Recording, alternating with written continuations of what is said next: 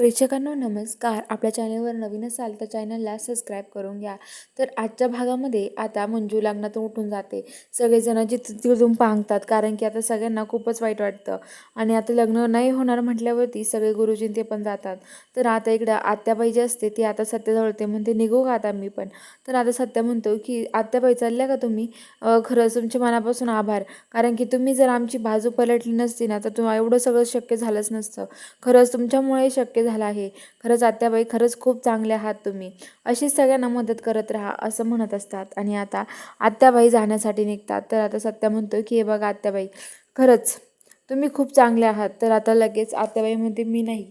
हे बघा मला तुमच्यासारखी मी खोटी नाटकं करता करता पण आज खरं मला हे पण समजलं, खरं माणसं समजली, खरं नातं समजलं.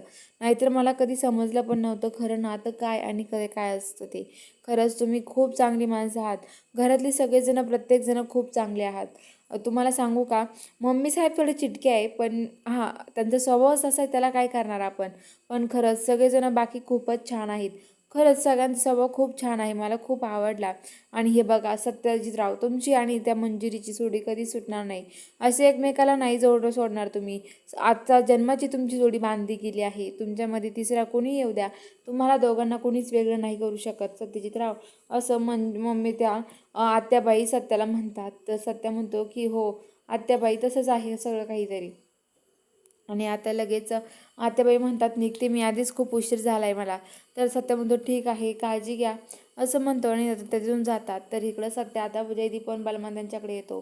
तर इकडं जी मंजू आहे ती आता सगळी साडी वगैरे चेंज करते, सगळं काही काढून टाकते आणि आता ती खूप रागात असते. आता मंजू ती पोलिसांची वर्दी घालते आणि जायला निघते. खाली येते, खालचं तिला ते डेकोरेशन आणि ते सगळं बघून ती म्हणते की खरं सत्य तुला माझा खूप राग आला असेल, माफ कर सत्या, माझी काही चूक झाली आहे पण काय करणार मी, माझा नाईलाज आहे सत्या, मला जावं तर लागणारच आहे, पण मला माझं कर्तव्य आधी महत्त्वाचं आहे असं म्हणते. आणि आता तिथून ती निघते, बुलेट घेते आणि आता बुलेटला चावी लावून ती गाडी चालू करून तिथून निघून जाते.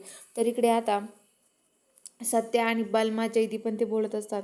सत्य त्यांना म्हणतो की हे बघा असं कसं होऊ शकतं, तो कसं काय पळून जाऊ शकतो, त्याला वाघमारीने एवढं मारलेलं होतं, तो पायावर उभा नव्हता राहू शकत, तो कसा पळून जाऊ शकतो. नक्कीच हे सगळं कुणीतरी केलेलं आहे, नक्कीच आपल्याला हे सगळं शोधून काढावं लागेल असं सत्य म्हणतो. तर ते म्हणतात की हो सत्य तू काळजी करू नको, आम्ही आहोत ना, आम्ही सगळं शोधून काढतो, तू काळजीच करू नको असं सत्याला म्हणतात. सत्य म्हणतो की हो. तर आता सत्य इकडं रूममध्ये येतो आणि एकटाच विचार करत बसतो. तर इकडं मम्मी साहेबांना स्वप्नाला खूप आनंद झालेला असतो, कारण मम्मी साहेब म्हणतात की खरंच त्यांचं लग्न मोडलं ना, मला हेच खूप भारी वाटतंय, लग्न झालं नाही ना त्यांचं, असंच पाहिजे होतं असं मम्मी साहेब म्हणतात. आणि त्या म्हणतात माझ्या मनासारखं झालं. ते सत्याकडे येतात आणि म्हणतात काय सत्याला आल्याला मिठी मारतात. म्हणतात सत्या खरंच ते आज जे झालं ना ते खरंच वेगळंच होतं, तू विचार नको करू, पण आम्ही आहोत तुझ्यासोबत.